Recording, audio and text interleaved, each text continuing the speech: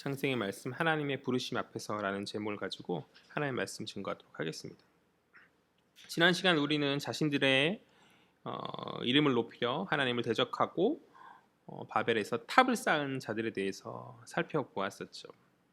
그들에게 있어서 바벨의 탑, 바벨탑은 업적이고 나름의 큰 건축물일지 모르겠으나 하나님의 눈으로 볼 때 그것은 친히 지상으로 내려오셔서 직접 보시지 않으시면 보이지 않을 그런 아주 작은 것이었고, 그런 험한 것에 몰두하며 악을 도모하며 그렇게 인생을 낭비하는 그들을 이제 하나님께서 두고 보지 않으시고 이제 하나님께서 그들의 언어를 혼잡케 하셔서 흩으시죠. 그렇게 인류가 온 지면으로 퍼져나가게 된 스토리를 우리가 살펴보았어요. 이러한 바벨탑 내러티브, 이 스토리의 배경 가운데 이제 성경은 바벨탑의 앞뒤로 이제 셈족의 족보를 언급하고 있다라고 지난 시간에 얘기했죠. 바벨탑 사건 이전에 이제 기록된 셈족의 족보는 비택자의 족보이다. 그리고 이제 이후에 바벨탑 사건 이후에 기록된 셈족의 족보는 이제 택자의 족보이다라고 이렇게 이야기를 하였었는데, 여기까지가 우리가 지난 시간에 살폈던 그런 내용이고, 이러한 택자를 이야기하는 두 번째 셈족의 족보는 이제 오늘 우리가 읽었던 27절부터인 거죠. 이제 오늘 본문 가운데서 열방을 이야기했었던 그 초점을 이제 좁혀서 이제 한 가정을 주목하여서 이야기하고 있는데요. 그 주목된 가정이 바로 어떤 가정인가? 데라의 가정이에요. 데라의 가정. 26절에서 32절 이 본문은 이제 데라라는 인물의 어떤 수평적 가계, 그러니까 앞선 족보가 이제 위에서 아래로 이렇게 내려가는 그런 수직적인 가계를 이야기했었다면, 이제 데라의 족보는 데라가 낳은 자식들을 수평적으로 이야기하는, 그래서 수평적 족보라고 하는데, 그냥 아무튼 뭐 이 수평적 족보, 데라 가계에 대한 이 데라의 족보, 데라의 가정에 대한 이 소개는 이제 이어진 12장부터 이어진 아브라함의 그러한 스토리 기본적 토대가 되어지는 어떤 징검다리 역할을 하는 그런 본문인 거죠. 일종의 서론이다라고 그렇게 볼 수도 있을 것 같아요. 왜냐하면 이러한 데라 가계의 이 족보, 수평적 족보의 내용이 없으면 이제 이 뒤이어서 나올 스토리 안에서 이제 구멍이 생기게 되거든요. 예를 들어서 아브라함의 자식인 이삭이 신부인 리브가를 이제 찾기 위해서 이제 그런 찾는 방법을 취할 때 또 손자인 야곱이 마찬가지로 아내를 얻을 때 이 족보 안에서 이제 언급되어진 친족에게 이제 신부를 얻고 결혼을 하거든요. 그러니까 이제 그러한 이야기의 배경이 되는 그런 어떤 배경적인 본문이 11장 후반부에 26절에 32절에 그런 내용인 것이다. 아무튼 이 데라의 가정 안에서 서론을 이야기하는 이 데라의 가정 안에서 우리가 주목해야 될 인물은 당연히 이제 아브라함이겠죠. 아브람. 여기서는 아직 아브라함이죠. 후에 이제 아브라함으로 이름이 바뀌게 될 그는 흔히 이제 1장에서 11장을 태고 기사라고 하고, 이제 12장부터 창세기 마지막 50장까지는 이제 족장들의 기사라고 하거든요. 이 아브라함은 이제 12장 족장 기사의 이제 시작을 알리는 그런 인물인 것이죠. 12장부터 25장까지가 이제 아브라함의 이야기고, 그 다음에 이제 이삭의 이야기, 야곱의 이야기로 쭉 이어지는데, 이러한 여러 족장 안에서 가장 처음을 시작하는 그런 아브라함이 첫 번째 족장이 바로 아브라함이고, 그러한 우리가 이 족보 안에서 살펴야 될 인물이 바로 이 아브라함이다라는 것이죠. 아무튼간에 우리 29절 한번 볼까요? 이 족보를 일일이 다 살필 필요는 없을 것 같고, 핵심되는 것만 한 가지 살펴보자면 29절. 왜냐하면 이제 이후에 스토리 가운데서 이 족보를 다시 한번 언급할 수 있는 시간들이 있을 거라서, 뭐 이삭의 이야기, 뭐 야곱의 이야기, 그 결혼 이야기 안에서 이 족보를 다시 한 번쯤 언급할 수 있는 상황이 있기 때문에 핵심만 살펴봤으면 좋겠고요. 우리 29절과 30절 한번 살펴보도록 하죠. 다 같이 읽겠습니다. 시작. 아브라함과 나홀이 장가들었으니 아브라함이 아내의 이름을 사레며 나홀의 아내의 이름을 밀가니 하란의 딸이요 하란은 밀가의 아버지며 또 이스가의 아버지더라. 30절이요. 사레는 임신하지 못함으로 자식이 없었더라. 아멘. 이 26절과 32절은 이제 앞에서 언급했듯이 11장에서 12장으로 넘어가는 11장에서 12장으로 넘어가는 어떤 서론이고 징검다리 역할을 하는 그런 본문이자, 이후의 족장 스토리의 어떤 베이스가 되어지는 그런 본문이기 때문에 뭐 그 정도 선에서 알면 될 것 같고 뭐 일일이 다 살펴볼 것은 없을 것 같은데 꼭 언급하고 넘어가야 될 것이 방금 읽었던 29절과 30절에 있는 이제 아브라함의 결혼과 그의 아내에 대한 설명인 거죠. 아브라함이 결혼을 했죠. 근데 누구와 결혼을 했는가? 이제 사레와 결혼을 하거든요. 사레 이름이 사레이죠. 이제 사레 역시 이제 후에 우리가 잘 아는 사라로 이름이 바뀌어지게 돼요. 아직은 사레이고 어떤 공주라는 뜻을 가진 그런 이름인데 아직은 사레인 것이고 사실 이 사레는 오늘 본문에선 드러나고 있지 않은데 창세기 20장을 보면 이복 동생 이복 누이다라고 이야기하거든요. 그러니까 이 사레는 배다른 누이인 거죠. 그러니까 아버지는 같지만 어머니가 다른 일종의 어떻게 보면 일종의 근친인 것이죠. 근친이라고 볼 수 있는데 뭐 당대에는 이것이 허용되었던 것 같고 오늘날의 시각으로 바라보면 안 될 것 같고요. 당대의 어떤 친족과 결혼하는 것이 그 시대의 어떤 족장들, 그러니까 귀족과 같은 사람들이거든요. 그런 그들의 전통이었던 것 같아요. 아무튼간에 중요한 핵심이 이것도 아니고 30절이죠. 가장 중요한 핵심은 30절에 있는 것이죠. 30절에 나타난 그녀는 불임인 거죠.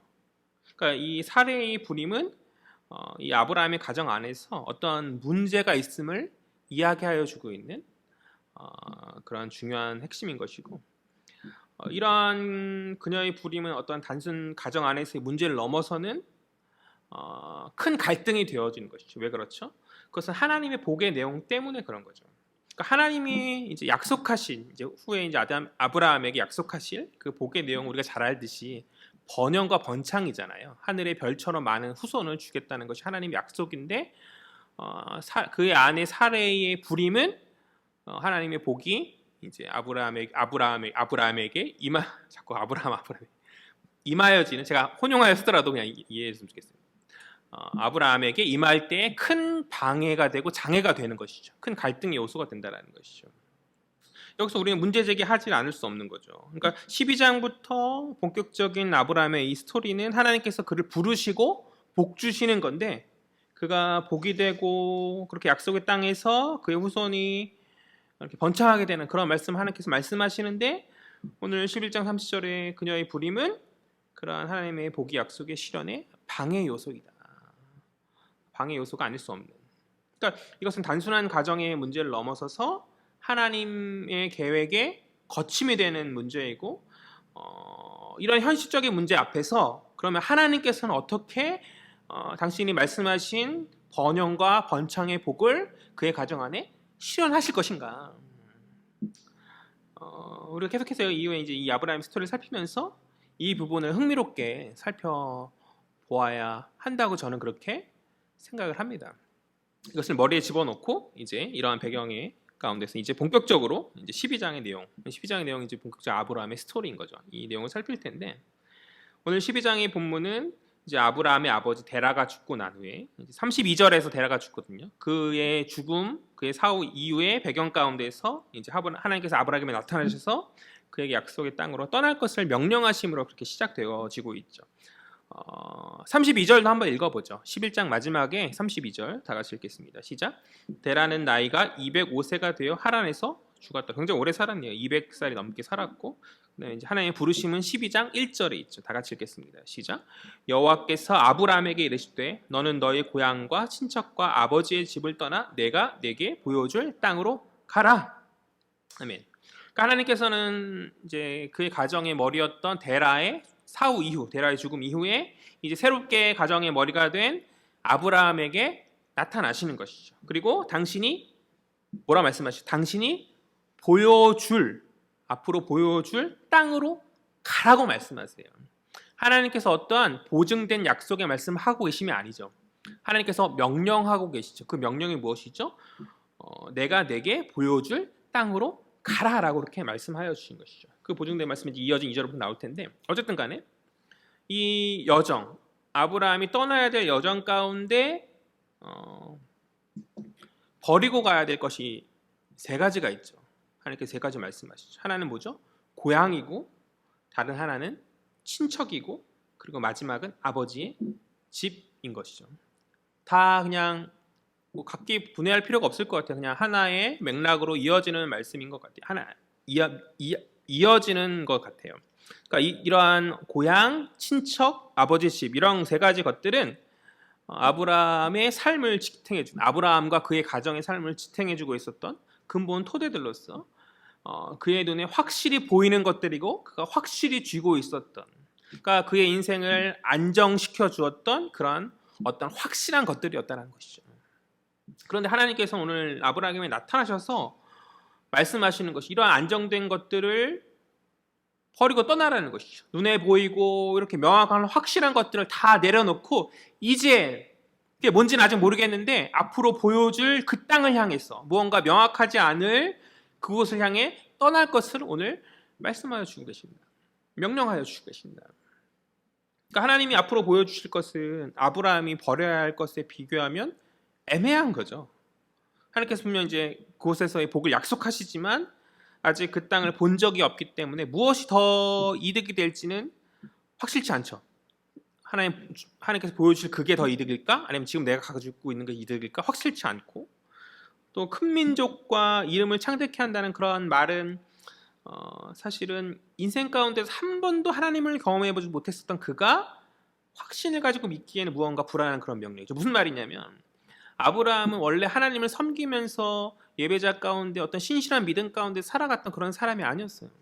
오늘 여호수아 말씀을 보면 그가 이방 땅에서 이방 신을 섬기며 살아갔던 가정에 태어난 자다라고 여호수아가 이렇게 이야기하는데, 그러니까 이방 땅 안에서 그 바벨탑을 쌓았던 그러한 메소포타미아의 문명권 안에서 어떤 우상 숭배의 문화적 배경을 가지고 전승을 보면 데라가 우상을 조각하던 자였다라고 그렇게 이야기하거든요.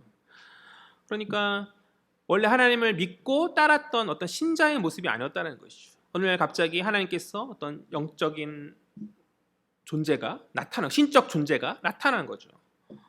어쨌든 그가 범상치 않으신 하나님임을 알아보았다 할지라도 인생 가운데 하나님을 한 번도 경험하지 못했던 아브라함이 그 신의 말을 듣고 인생의 무언가 방향을 전환한다는 것은 쉬운 결정이 아니었을 거라는 거죠. 한 번도 경험해보지 못한 그런 하나님을 믿음 가운데 확신을 가지고 자신이 가지고 있는 확실한 것들을 다 버리고 나아가는 것은 쉬운 일이 아니었을 거라는 것이죠. 아브라함은 그냥 떠돌이 족장이 아니에요. 우리가 생각하는 이미지는 그거잖아요. 양떼를 몰고 다니면서 목동의 역할을 하면 그런 걸로 우리가 생각하지만 사실 갈대아 땅 안에서 왕 같은 족장인 것이죠. 부족할 것 없는 귀족과도 같은 그런 삶을 살던 그런 사람이었는데, 그러니까 단순한 할아버지가 아니에요.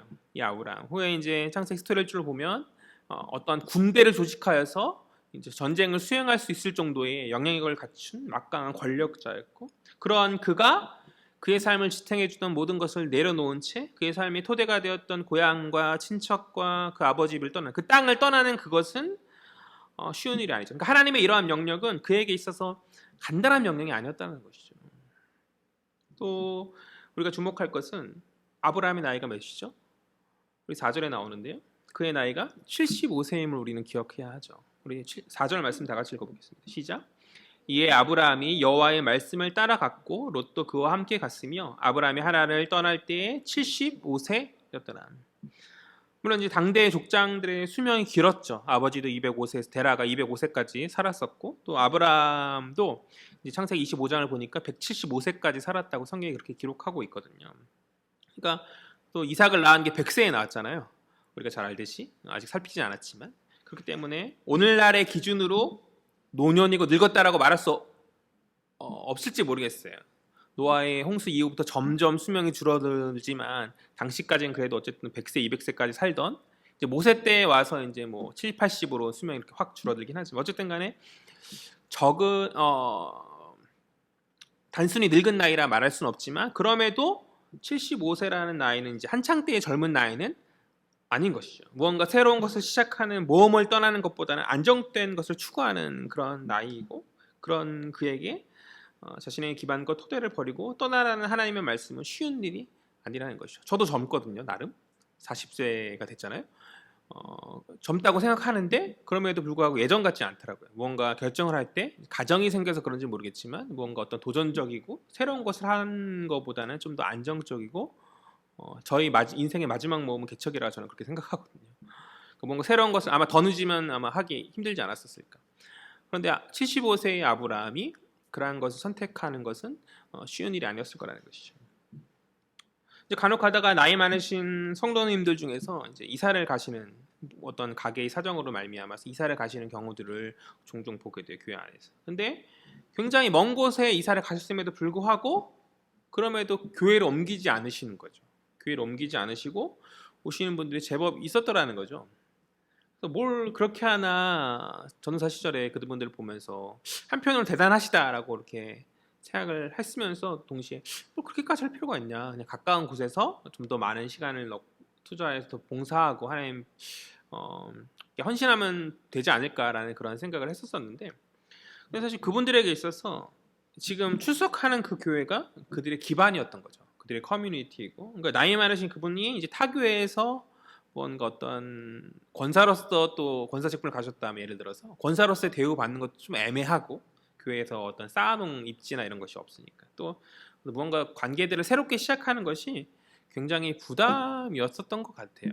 그래서 많은 분들이 집이 멀었음에도 불구하고, 교회는 부천에 있음에도 불구하고 인천에 이사 가서 인천에서 여기까지 오는, 1시간 투자해서 오는, 또 어디 지방에서 또 1시간 이렇게 오는 그런 모습들을 많이 보게 되는데, 그러니까 그러한 맥락에서 볼 때 오늘 본문 속에서 눈에 보이는 어떤 구체적이고 확실한 기반을 버리고 떠나라고 말씀하신 하나님의 이 명령은 가벼운 명령이 아닌 것이죠. 도전이고 믿음을 요구하는 아브라함에게 있어서 큰 시련이 아닐 수 없다는 것이죠.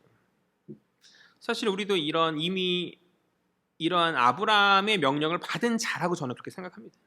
우리가 이 땅에 살아감에 있어서 하나님의 방법대로, 하나님의 솜씨로, 또 세상의 방법, 사람의 솜씨에 미혹되지 않은 채 온전한 하나님 자녀로서의 삶을 살아야 함을 너무나 잘 알고 있죠. 그것이 성경에서 신자에게 요구하시는 하나님의 말씀이고 하나님의 명령인 것이죠. 그런데 그럼에도 불구하고 왜 우리들은 그런 하나님의 명령에 온전히 순종하여서 믿음의 삶을 살아가지 못하는 거죠? 왜 우리는 세상의 방법에 끊임없이 미혹되고 하나님의 지혜가 아닌 세상의 지혜를 추구하며 그렇게 살아갑니까? 성도로 말하는 우리조차 왜 그렇게 살아갑니까? 내 욕심과 내 욕구의 충족을 위해서 세상 사람들과 다를 바 없이 때때로 살아가는 것이 어쩌면 오늘날 신자들의 모습, 우리의 모습이 아닌가? 왜 그러하냐는 것이죠. 그것은 우리가 눈에 보이는 확실한 것에 어떤 더욱 안정감을 느끼고 그런 것을 더욱 신뢰하고 그렇게 느끼고 있기 때문이 아닌가. 우리의 가리워진 어떤 영적 시야 안에서 장차 우리에게 주실 주님의 나라, 하나님의 나라, 그 천상의 도성은 애매하고 명료하지 못한, 그 땅은 눈에 보이지 않는 것이죠. 하나님께서 이 성경 말씀을 통해서 66권의 성경을 통해서 우리에게 분명히 기록하시고 우리에게 말씀하셨으나 그런 하나님의 우리에게 약속하신 그 나라, 그 복의 말씀이 지금 내가 당장 눈에 보이고 나의 기반이 되어지는 고향, 친척, 아버지의 집에 비하면 확신을 가질 수 없는 공허한 것으로 여겨지고 있는 것은 아닌가. 그러하기에 우리는 삶 가운데서 신자라 말하고 성도라 말하지만 세상과는 다를 바 없는 그러한 그들과 동일한 방식으로 살아가고, 우리가 마땅히 버려야 하나님 앞에서 내려놓고 버릴 수 있어야 함에도 불구하고 그것을 버리지 못하고 그것을 두 손에 꽉 움켜쥔 채 그렇게 허망함 가운데 나아가고 있는 것은 아닌가. 뿐만 아니라 하나님께서 우리에게 요구하시는 마땅한 신자로서의, 성도로서의 헌신 앞에서 젊은 시절에는 상황 탓하는 거죠. 내가 좀 더 어떤 안정감을 얻는 시점에 내가 주님 앞에서 헌신하겠습니다. 내가 좋은 직장을 얻게 되면, 혹은 내가 어떤 좋은 사람을 만나서 안정된 가정을 이루고 어떠한 무언가 자식을 낳고 그러한 무언가 안정된 것이 완성되어질 때, 혹은 눈앞에 있는 어떠한 승진이나 어떠한 사업에, 내가 이룩하고 있는 건 사업이 성과가 이루어지고 만족하게 될 때, 그러한 때에 하나님께 헌신하겠다, 그럴 때 감당하겠다 말하지만 어느덧 그런 핑계와 미움 가운데서 어느덧 나이를 먹고 이제는 나이 때문에 어렵다라고 말한다는 것이죠. 이제는 도전할 때가 아닙니다, 주님. 저는 이제 안정을 추구할 때 아닌가요? 내 자식들이 혹은 교회의 젊은 청년들이 그것을 감당해야 되지 않을까요? 라고 말한다는 것이죠. 그렇게 하나님의 부르심이 우리의 모든 신앙의 인생 여정 가운데서 가볍게 여겨지고 너무나 쉽게 무시되고 있는 것은 아닌가. 우리는 우리의 인생 여정 가운데서 하나님께서 버리고 떠나라 말씀하신 그 말씀에 반응하는 자들인가? 우리는 아브라함처럼 하나님의 부르심 앞에 순종의 반응으로 정말 믿음으로 나아오는 그런 사람들인가? 우리는 마땅히 주님께 드려야 될 그런 헌신의 사명 앞에서 정말 부르심의 앞에 충성되이 나아가고 있는가? 고민해야 된다고 저는 그렇게 생각해요. 오늘 본문 속의 아브라함은 그가 가지고 있는 많은 나이라는 그러한 외적 문제와 또 다 버리고 떠나라는 어떤 큰 믿음을 요구하는 내적 문제가 있었지만 그럼에도 순종하며 나아갔던 것이죠. 우리도 이러한 아브라함의 길을 따르며 걸어가야 하지 않나요? 그것이 바로 믿음의 신자 아닌가요? 우리는 아브라함보다 더욱 많은 주의 계시를 가지고 있는 자들이죠. 아브라함은 오늘 이 12장에서 처음 주님을 만난 거죠. 주의 음성을 들은 거죠.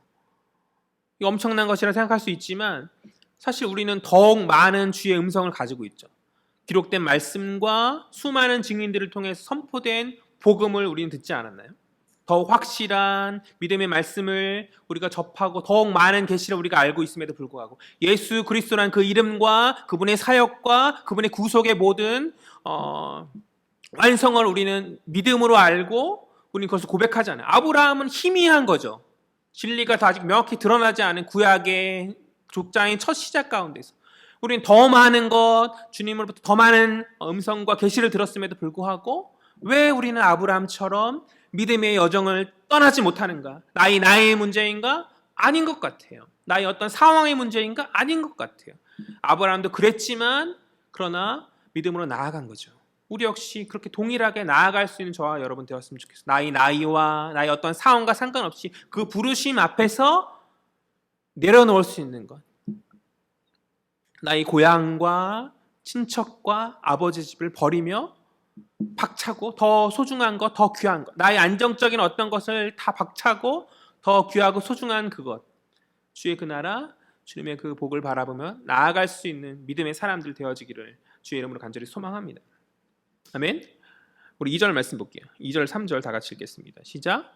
내가 너로 큰 민족을 이루고 내게 복을 주어 내 이름을 창대하게 하리니 너는 복이 될지라. 너를 축복하는 자에게는 내가 복을 내리고 너를 저주하는 자에게는 내가 저주하리니 땅의 모든 족속이 너로 말미암아 복을 얻을 것이라 하신지라. 믿음으로 순종하며 나아갔던 아브라함에게 약속하신 하나님의 약속은 바로 이거죠. 2절과 3절의 이 말씀이죠. 이 말씀을 세분화해서 7가지로 나눌 수 있어요. 첫 번째는 이제 큰 민족을 이루게 하시겠다. 큰 민족을. 두 번째는 내게 복을 주시겠다. 세 번째는 내 이름을 창대케 하시겠다. 네 번째는 너를 복이 되게 하겠다. 그러니까 아브라함 자체가 복이 되게 하겠다. 다섯 번째는 너를 축복하는 자에게 복을. 여섯 번째는 너를 저주하는 자에게는 저주를. 그리고 마지막 7번째는 땅의 모든 족속이 너로 말미암아 복을 얻게 하겠다라는 이런 말씀이시죠. 이러한 7가지가 이제 하나님께서 아브라함에게 약속하신 이제 복의 내용들인데 지난 시간에 이야기했듯이 7이라는 것은 성경 안에서 어떠한 완전함을 나타내는 그러한 상징이죠.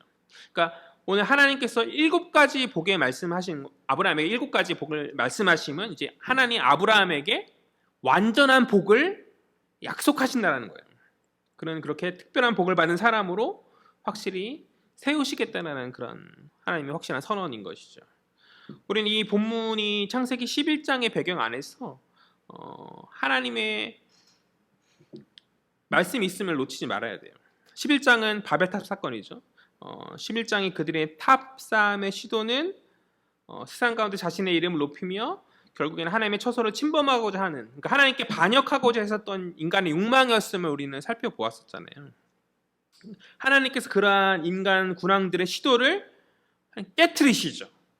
오늘 당신의 사람, 믿음의 사람이자 순종할 사람이었던 아브라함을 부르시고 세우시고 그의 이름을 높이기로 작정하심을 통해서 그들의 헛된 시도를 깨트리시고 비웃으시는 거죠.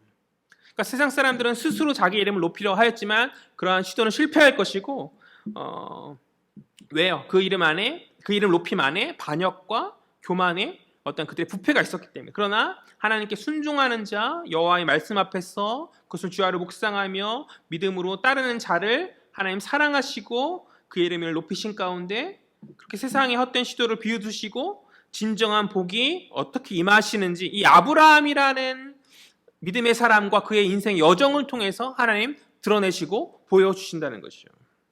이러한 하나님의 계획, 하나님의 일하심은 오늘날의 믿음의 신자에게도 마찬가지라고 저는 그렇게 여겨져요. 하나님의 그날, 그때에 세상의 헛된 군왕들의 시도는 허망한 것으로 그렇게 하나님께서 만드실 것이라는 것이죠. 그러니까 당장 인간적으로 잘 나가고 부러워 보이는 어떤 갑의 삶을 살아가는 자들이 어떤 성공한 자들이요, 이름 높임 받은 자들로 보일지 모르겠지만 그들이 가진 물질적인 것들과 어떤 성공과 성취의 업적들은 하나님의 보시기에는 초라한 것일 뿐이라는 것이죠.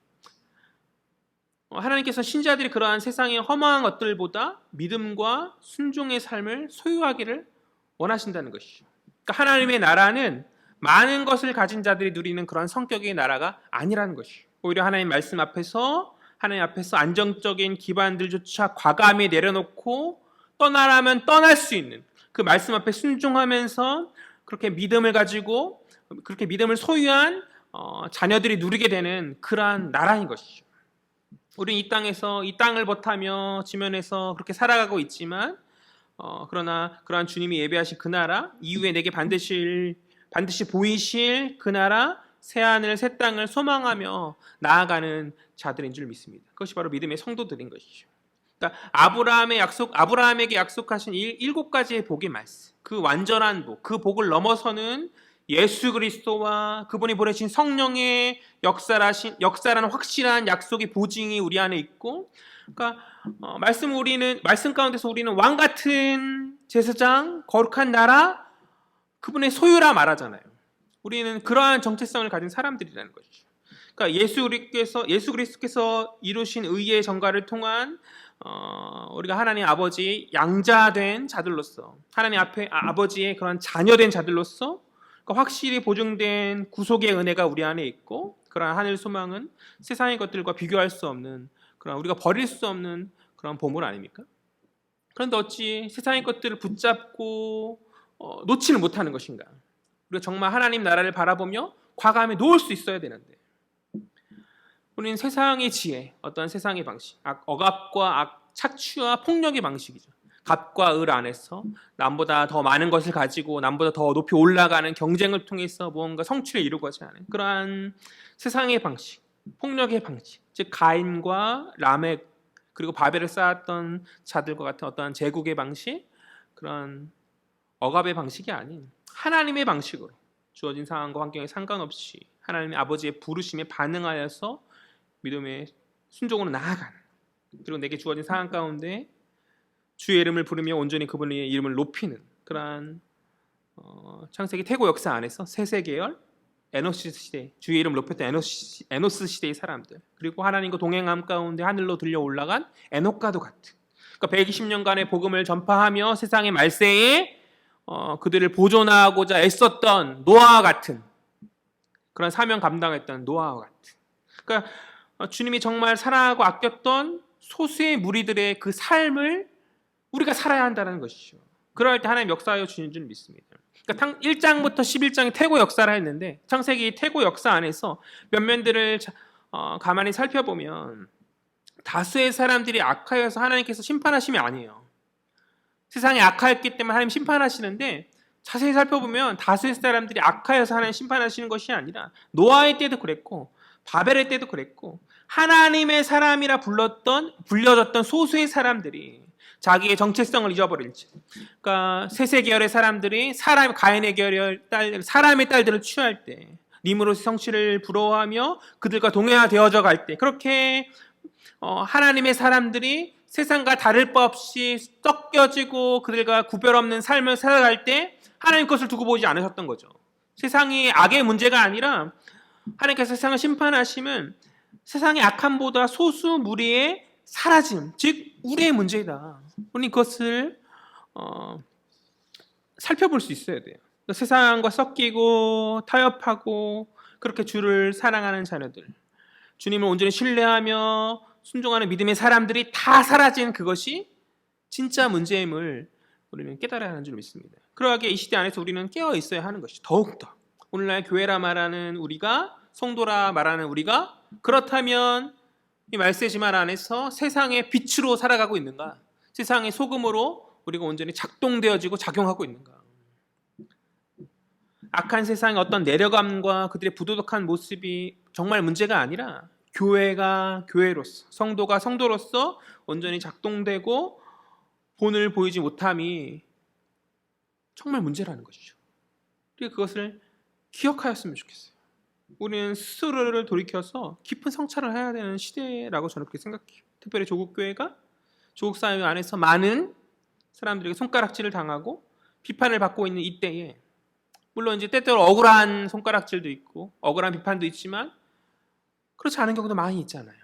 우리 스스로의 잘못과 우리 스스로의 문제들로 말미암아서 그런 비판을 받는 이때에 우리는 교회로서, 성도로서 부르심 앞에 순종한 아브라함과 같은 믿음의 삶의 그 과정을 우리가 감당하고 있는지, 성도인 한 사람 한 사람이 그런 믿음의 여정을 걸어가고 있는지, 어쩌면 우리가 세상에 미혹되어서 그들의 방식을 추구하며 우리의 걷는 이 길이 믿음의 길이 아닌 거죠. 교회가 세상의 방식을 탐하여서 부러워하면서 그들이 추구하는 방식, 복음의 세움이 아니라 건물의 세움과 세를 불림에 있다면 그것은 문제이고 하나님 진노의 시작인 것이죠. 우리들의 모습으로 인하여서 세상이 악하기 때문에 하나님 심판하시지만 그 심판의 키를 쥐고 있는 것은 우리들의 모습 아닌가요? 우리가 악한 세상 안에 온전히 작동되어지고 온전히 쓰임받고 있다면 하나님 인내함 가운데 기다리시고 우리를 통해 변화될 세상을 기대하실 거예요. 그러나 그것이 아니라면 우리 모습으로 말미암아 세상이 희망이 없고 교회가 더 이상 이 땅 안에 소망이 아니라면 그것은 하나님 아버지의 슬픔이요 성도된 우리의 비극인 거죠. 5절 말씀 보겠습니다. 5절 말씀 다 같이 읽겠습니다. 시작. 아브라함이 그의 아내 사레와 조카 롯과 하란에서 모은 소유와 얻은 사람들을 이끌고 가나안 땅으로 가려고 떠나서 마침내 가나안 땅에 들어갔더라. 6절. 아브라함이 그 땅을 지나 세겜 땅 모레 상수리 나무에 이르니 그때에 가나안 사람이 그 땅에 거주하였더라. 오늘 본문 속의 아브라함은 하나님의 말씀에 결국 순종해서 땅을 떠났고, 고향 땅을 떠났고 마침내 5절 보니까 약속하신 그 가나안 땅에 들어갔죠. 도착한 거죠.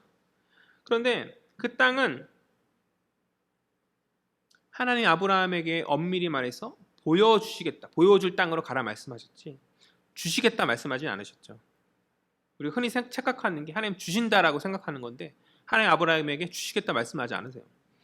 이제 아브라함은 그 땅 안에서 떠돌이의 삶, 나그네의 삶을 살 수밖에 없는 그런 처지인 거죠. 그 땅 안에 6절을 보니까 이미 정착된 가나안 민족들이 살고 있고 아브라함이 이제 새롭게 발붙이고 그가 소유하게 될 공간은 이미 없는 그러한 상황이라는 것이죠. 우리의 신앙 여정 안에서 우리가 주의 말씀에 순종하여서 어떤 주의 길을 걸어갈 때 우리의 기대와는 그 결과, 우리가 기대했던 그 결과와는 다른 경우들이 있음을 종종 보게 되죠. 오늘 아브라함을 부르시면서 보이실 땅으로 주님께서 가라 하실 때 우리는 이러한 하나님의 말씀에 순종하여서 그 땅에 아브라함이 가면 하나님 당연히 그 땅을 주시겠지라고 막연히 그렇게 생각해요. 아브라함이 그 땅을 주시고자 부르셨구나, 가면 그 땅이 아브라함 것이 되겠네 라고 그냥 그렇게 막연히 생각한다는 것이죠. 그러나 하나님은 우리의 그런 생각과 다름을 오늘 본문을 통해서 보게 되죠. 하나님의 목적은 아브라함이 그 땅을 얻음에 있지 않죠. 아브라함의 12장부터 25장까지 아브라함 스토리인데 그 인생의 마지막까지 그가 가나안에서 얻는 땅은 조그만 무덤, 그의 무덤, 매장지일 뿐이에요. 그는 평생에 하나님 보이신 그 땅 안에서 어떠한 땅도 소유하지 못한 채 마지막 무덤만 소유하고 그렇게 인생을 마무리한다는 것이죠. 그러나 그렇다고 아브라함이 실패한 인생인가? 그렇지 않죠. 하나님의 약속대로 그의 후손이 그 땅 안에서 창대케 될 뿐만 아니라 그의 후손이 그 땅을 찾아 결국 이스라엘 민족을 이루죠. 또한 그는 모든 믿는 자들의 모범이요 믿는 자들의 영적인 조상이 되죠. 그러니까 우리는 육신으로 우리 조상은 아브라함이 아니죠. 단군이죠. 그러나 우리는 그리스도인으로서 믿음의 영적으로 우리는 믿음의 조상을 아브라함이라고 이렇게 부르잖아요. 아브라함은 실패의 인생이 아니라는 것이죠. 그러니까 출애굽기에서 출애굽의 지도자는 모세죠. 모세 역시 자신의 민족을 애굽 땅 종되었던 그곳에서 애굽에 탈출하는 것, 출애굽 시키면서 결국 이제 광야 40년의 역사를 거쳐서 약속의 땅 가나안 코앞에 이르지만 모세 역시 그 땅 가나안 땅에 발 디디지 못한 채 죽게 되죠. 그러나 그가 가나안 땅에 이르지 못하였다라고 한들 그를 어느 누가 그 모세를 실패자다 이렇게 말할 수 있겠냐는 것이죠. 이스라엘의 전무후무한 지도자요, 민족의 영웅이고 하나님의 영감을 해서 창출 내민신 모세 오경이라 말하는 이 성경의 5권을 기록한 그런 저자인 것이죠. 그러니까 우리의 그런 모세를 누가 실패한 자다 이렇게 말할 수 있겠냐는 것이죠. 그러니까 우리의 인생, 우리 신앙의 여정 안에서 하나님 부르심 앞에서의 그 믿음의 순종이 어쩌면 우리의 어떤 기대와는 다른 결과로 우리를 이끌지도 모르겠어요. 그러나 그것은 실패가 아니라는 것이죠. 우리의 뜻을 넘어서는 하나님의 특별하신 계획이 있음을 우리가 신뢰하며 나아갔으면 좋겠습니다. 아브라함이 그랬고 모세가 그랬듯이 내가 원하던 결과, 내가 원하던 기대가 아닐지라도 우리가 믿음으로 나아갈 때 하나님 더 큰 은혜로 채워주시고 더 큰 복으로 우리를 채우시는, 그러니까 우리가 기대했던 그 복보다 하나님이 계획하시고 예비하신 그것이 더 큰 복임을 신뢰하며 믿음으로 나아갈 수 있는 저와 여러분 되었으면 좋겠어요. 그러니까 믿음의 여정 안에서 때때로 눈에 보이는 결과가 만족스럽지 못한다 할지라도 우리는 세상에 미혹되어 넘어질 것이 아니라 믿음을 고수하면서 지키며 나아가는 그러한 자녀들이 되어야 한다는 것이죠. 그러니까 모든 상황 가운데에서 그리 아니하실지라도라는, 그러니까 모든 상황 가운데 주께서 그렇게 아니하실지라도 주를 신뢰하며 그분 앞에 겸손히 나아가는 자들을 하나님 기뻐 받으시고 더 큰 복으로 채워주실 줄 믿습니다. 이것이 진짜 믿음이라는 것이죠. 어떠한 논리적인 연산처럼 내가 어떠한 원인과 결과, 어떤 합리적인 그런 것처럼 내가 이렇게 했으니까 하나님 뭘 주셔야지 어떤 대가와 뭔가 떨어지는 그것이 아니라 하나님 우리의 기대와는 다르게 역사하시고 때때로 더 크게 채워주심을 믿으면서 그렇게 나아갈 때 그런 나아가는 모습이 정말 믿음의 자녀의 모습인 줄 믿습니다. 다시 본문으로 돌아와서 이제 6절, 첫 번째 아브라함이 도착한 땅의 한 곳은 세겜이죠. 6절을 보니까 세겜인데 세겜 땅 모래 상수리 나무다라고 말하고 있어요. 모래라는 것은 내일 모레 글표의 그 모래가 아니고요. 모래라는 것은 어떤 선생이라는 뜻이에요. 선생. 그러니까 이 상수리 나무는 어떤 선생의 나무, 어떤 가르치는 나무. 왜 이러한 이름이 붙었는가? 어떠한 하늘로 뻗은 나무고 어떤 신탁을 받는 나무로 사람들이 신성히 여겼던, 그러니까 이교적 어떤 문화가 있는 그 가나안 땅인 거, 가나안 땅의 현장인 것이죠. 그래서 이제 어떠한 신탁을 주는 나무, 우리에게 어떤 가르침을 주는 나무, 하늘의 뜻을 알려주는 가르치는 나무라 해서 모래 상수리 나무인데 그곳에서 아브라함은 예배의 공간을 썼죠. 그 공간, 이방의 어떤 문화가 있는, 이교의 문화가 있는 그곳에 오늘 아브라함은 제단을 쌓고 하나님께 예배하는 공간으로 바꾸는 것이죠. 먼저 하나님께서 아브라함에 나타났어요. 7절 말씀 볼까요? 7절 말씀 다 같이 읽겠습니다. 시작. 여호와께서 아브라함에게 나타나 이르시되 내가 이 땅을 내 자손에게 주리라 하신지라. 자기에게 나타나신 여호와께 그가 그곳에서 제단을 쌓고, 그러니까 세겜 땅에 도착한 아브라함에게 이제 하나님 나타나시고 말씀하시는데 아브라함이 도착한 땅은 아브라함에게 소유된 땅은 아니었어요. 그러나 7절에 보듯이 하나님께서는 그의 자녀에게 약속하시죠. 그의 자녀에게 그 땅을 주실 것을 약속하시고 그에 대한 감사로 아브라함은 제단을 쌓고 하나님 앞에 예배하고 있는 장면이 이 7절의 장면인 것이죠. 그는 이교의 우상 숭배의 그 공간 안에서 그 공간을 감사의 자리로 또 하나님께 예배하는 처소로 바꾸는 그러한 모습을 보여주고 있다는 것이죠. 오늘날 이 땅 안에서 우리가 해야 될 사명이 바로 이것이라 저는 생각합니다. 스스로의 방식이 최고라 여기고 세상의 방법대로 살아가는 이 시대의 어떤 풍조 안에서 우리는 선하신 하나님이 계시고 그분께 감사하는 예배자의 모습으로 어떤 그분의 역사를 알리고 그분을 선포하는 사명자의 모습으로, 그러니까 하늘로 뻗은 이교의 미신을 상징하는 모래 상수리 나무의 중심에서 하나님께 감사하고 하나님의 이름을 높였던 아브라함처럼 우리 역시 이 세상 안에서 어떤 세상의 공간을 거룩의 공간으로 바꿀 수 있는 자녀들이 되어야 한다는 것이죠. 성도들의 사명이 바로 그것이라 믿습니다. 우리는 부름받은 자예요. 세상의 문화와 세상의 어떤 안정된 것을 내려놓고 하나님만을 신뢰하며 그분의 길을 걸어가라고 부름받은 성도요, 구별된 거룩한 자녀들인 것이죠. 그런 우리들이 세상 안에서, 그런 세상을 떠날 수는 없잖아요. 세상 안에서 어쩔 수 없이 살아가는 이 공간 안에서 우리의 놓여진 이 세상의 공간을 바꾸는 거죠. 다시 말해서 하나님의 나라가 임할 수 있도록 하여야 된다는 것이죠. 세상의 방식이 최고라 여겨지는, 세상의 방식대로 그렇게 흘러가는 그 땅을 하나님의 방식이, 하나님의 지혜가 인정되어지고 하나님의 역사가 높여질 수 있는, 하나님의 이름이 높여질 수 있는 그런 공간으로 바꾸는 것이 바로 성도의 사명이다. 오늘 아브라함이 그러한 모습을 보인 것이고 우리가 따라야 될 모범이 바로 그러한 모습이라는 것이죠. 우리 8절 말씀 볼까요? 8절 다 같이 읽겠습니다. 시작. 거기서 베델 동쪽 산으로 옮겨 장막을 치니 서쪽은 베델이요 동쪽은 아이라 그가 그곳에서 여호와께 제단을 쌓고 여호와의 이름을 부르더니. 8절에서 아브라함이 이제 다음 경로로 이동하고 있어요. 오늘 본문은 아브라함이 별거 한 거 없어요. 그냥 경로 이동하고 그곳에서 예배 드리는 거. 다음 경로는 이제 베델과 아이의 사이에 있던 어느 공간, 베델이라는 지방과 아이라는 지방 사이에 있는 어느 공간인데, 그곳에서 역시 그는 여호와께 제단을 쌓고 예배자의 모습으로 나아오고 있는데, 그곳에서 아브라함이 무엇을 하죠? 여호와의 이름을 부르는 것이죠. 창세기의 그 태고 역사 안에서 여호와의 이름을 불렀던 자녀들이 있죠. 누구죠? 에노스 시대의 사람들 아닌가요? 셋의 계열의 후손이었던 에노스 시대의 사람들. 그처럼 아브라함이 그것을 부르는 것이죠. 그러니까 인류 역사 안에서 어느덧 희미해진 하나님의 이름이에요. 창세기 바벨탑의 사건을 겪으면서 희미해진 하나님의 이름이 오늘 부름받은 한 사람 아브라함을 통해서 다시 베델과 아이 어느 곳 이름 없는 그곳에서 선포되어지고 회복되어지고 있는 그런 장면이다라는 것이죠. 세상이 악하고 오늘날 이 시대 안에서 무언가 하나님의 이름이 손가락질 당하고 교회가 욕을 먹는 이 시대 안에서 왜 그런가? 하나님이 무능하신가? 하나님이 무관심하신가? 그것이 아니라 하나님의 이름을 마땅히 선포해야 될, 하나님의 거룩한 영광을 마땅히 드러내야 될 그 자들이 오히려 무관심하고 세상과 다를 바 없기 때문이 아닌가. 우리는 우리의 주어진 세상 속에서 온전히 하나님을 예배함 가운데 그분의 이름을 부르면서 나아가고 있는지, 오늘 아브라함처럼 우리의 모이는 예배뿐만이 아니라 삶의 예배가 우리 가운데 온전히 있냐라는 것이죠.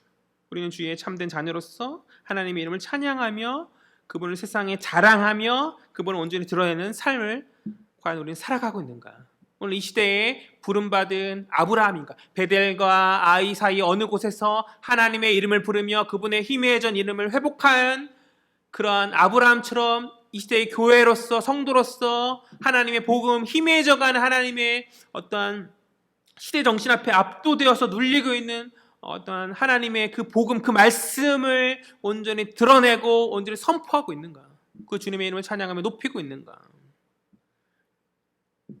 우리가 오늘 말씀이 도전이 되어지는 말씀이 되었으면 좋겠어요. 우리가 어느 곳에 있든지 하나님의 이름을 높이면서 예배하며, 그러니까 소수의 무리들, 에노스 시대의 사람들처럼 가인의 사람들이 득세하고 세상에 그들의 어떤 양철과 무언 것들을 만들면서 그들의 어떤 물질적인 것을 자랑하면서 성을 쌓고 그런 것에 압도되어서 우리가 소외된 채 우리는 아무것도 아니야 라는 그런 모습으로 나아갈 것이 아니라 주의 이름을 높이며 주의 이름을 드러내고 자랑하며 우리가 그렇게 주의 자녀임을 우리의 정체성을 온전히 회복함 가운데 나아갈 수 있는 믿음의 성도들 되었으면 좋겠어요. 오늘 한국교회가 그러한 모습이 많이 희미해진 것 같아요. 어느덧 내가 있는 직장에서, 내가 있는 공동체 안에서, 혹은 내가 있는 어떠한 개인적 관계 안에서 내가 교회 다니는 것을 말하는 게 꺼려지는, 내가 믿음의 신자라고 말하는 게 어떤 뭔가 손해볼 것 같은, 내가 그것을 말하는 순간 내가 더 조심해야 되고 뭔가 그러니까 피하는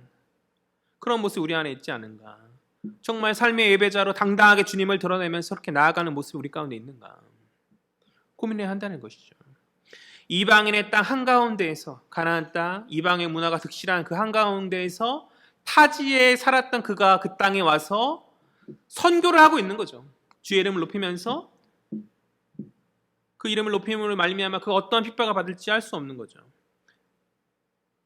그가 가져오는 새로운 신이 그들에게 엄청난 적대감을 유발하고 그렇잖아요. 그들의 모래 상수리 나무라는 그들의 신탁을 받는 나무를 주의 거룩한 땅으로 바꾸잖아요. 그런 것이 탐탁치 않은 것이죠. 그 가난한 사람들의 눈에. 마찬가지 아닌가요? 세상 사람들의 눈에 교회의 어떠한 다름의 모습은 탐탁치 않게 여겨질 수 있죠. 그러나 그럼에도 불구하고 담대하게 내가 손해보고 나 이 어떠한 손익과 상관없이 온전히 주의 이름을 높이며 주의 이름을 자랑하며 그렇게 나아갈 수 있는 나는 그러한 믿음의 사람인가? 9절 말씀 볼게요. 마지막 다 왔어요. 다 같이 읽겠습니다. 시작. 점점 남방으로 옮겨갔다. 이제 마지막 오늘 본문 가운데 마지막 옮겨진 곳은 남방 쪽이죠. 이제 가나안 땅에 도착해서 위에서 세겜으로부터 베델과 아이 사이로부터 이제 잠시 머물렀던 아브라함이 이제 남방으로 그렇게 떠돌아다니면서 나그네의 삶을 살아가고 있다라는 것을 시사하고 있는 것이 바로 9절의 말씀인 거죠. 앞서 말했듯이 우리가 기대하는 아브라함, 그 아브라함의 가나안 입성은 그 땅에서의 정착이고 그곳에서 무언가 고향 땅 갈대아 우르보다 더 안정감을 느끼고 행복하게 사는 것, 그것이었을 거예요. 그러나 오늘 본문 속에서 성경은 그것을 말하지 않죠. 그 주님이 보이실 그 땅 안에서 아브라함은 떠돌이인 거죠. 나그네인 거죠.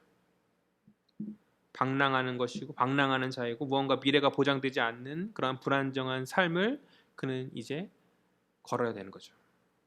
하나님의 역사하심은 이렇게 우리의 기대와는 조금 다른 방향과 방식일 때가 많이 있다. 그것은 우리 신앙의 여정도 마찬가지죠. 예수 믿으면 복 받는다.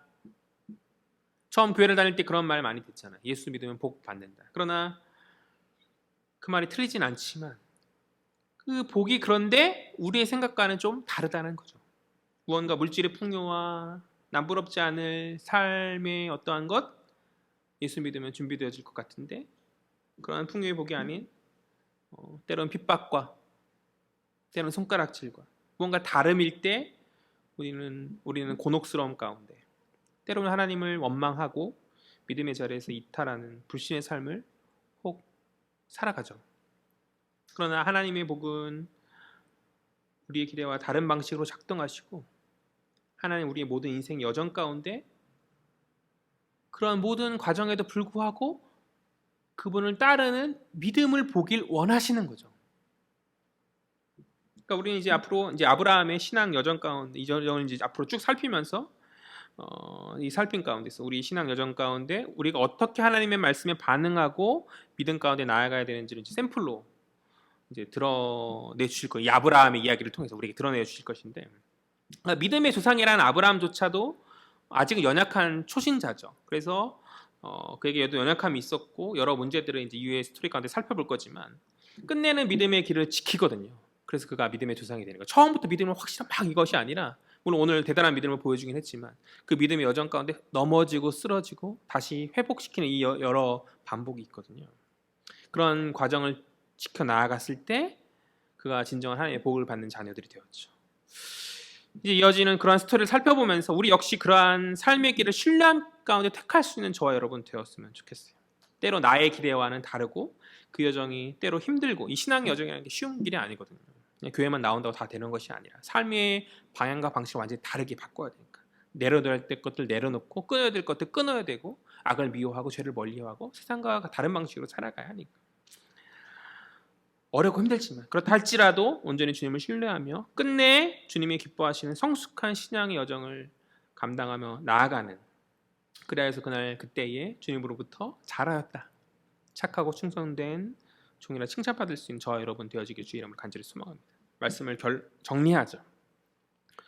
오늘 부르심 앞에서 예상되는 아브라함의 두 가지 어려움이 있죠. 그 가정 안에서 불임의 어려움이고 또 하나는 가나안 땅에 이미 정착하고 있는 그 땅의 그런 어려움. 그러나 그 모든 어려움을 하나님 역사하신 가운데 해결하시는 것이죠. 그 아브라함의 믿음을 하나님께서 기뻐하시고 그 모든 어려움을 해결하시고 그 아브라함을 복의 삶으로 바꾸시고 그 땅을 그의 후손들이 번영하는 땅으로 하나님 허락하여 주시죠. 그런 아브라함의 그러한 믿음이 우리 삶 가운데 있었으면 좋겠어요. 예상되는 우리의 인생에 많은 어려움들이 있죠. 그러나 역사하실 하나님을 바라보면서 극복하여 주실 하나님을 바라보면서 우리가 믿음 가운데 극복하며 나아갈 수 있는 저와 여러분 되었으면 좋겠다. 두 번째, 가나안 땅에 막상 돌아왔는데 도착했는데 기대와는 다르다는 것이죠. 그러나 하나님의 진정한 복이 있음을 믿음 가운데 깨닫는 자들 되었으면 좋겠어요. 무슨 말이냐면 우리 인생 여정 가운데 예수 믿지만 무언가 우리 인생의 풀려짐이 우리 기대와는 다를 때가 많이 있다는 것이죠. 믿음의 삶을 선택하고 선한 길을 감에도 불구하고 그 결과가 선한 결과가 아닐 때가 참으로 많이 있다는 것이죠. 그러나 그때 실망하고 낙심할 것이 아니라 진정한 복의 결과를 주님 준비하시고 예배하심을 기억함 가운데 믿음으로 나아가는 저와 여러분 되었으면 좋겠어요. 아브라함 하면 그는 믿음의 사람이죠. 그 아브라함의 믿음을 본받아서 우리 역시 믿음의 성도로서 이 땅 안에서 주의 이름을 높이며 그렇게 주님으로부터 칭찬받는 복된 자녀들 되어지기를 주의 이름으로 간절히 소망합니다. 기도하겠습니다. 사랑과 은혜의 주님 참으로 감사합니다. 부족한 자녀들을 성도라 부르시고 주의 귀한 사명 감당케 하여 주신 하나님 참으로 감사합니다. 어디 있든지 간에 믿음 잃지 아니하고 세상에 미혹되지 아니하는 저희들 될 수 있도록 주님께서 붙들어 주시옵시고 하나님 주신 은혜 안에서 아버지 우리의 모든 사명들 한 걸음 온전히 감당하며 한 걸음 한 걸음 나아갈 수 있는 저희들 될 수 있도록 주님 주장하여 주시옵소서. 저희를 교회로 성도로 부르신 줄 믿습니다. 마땅한 우리의 정체성을 온전히 회복함 가운데 아버지 흔들리지 않는 믿음 가운데 저희들 성장하며 성숙되어지는 저희들 될 수 있도록 주님 주장하여 주시옵소서. 감사드리며 살아계신 예수 그리스도의 이름으로 기도합니다.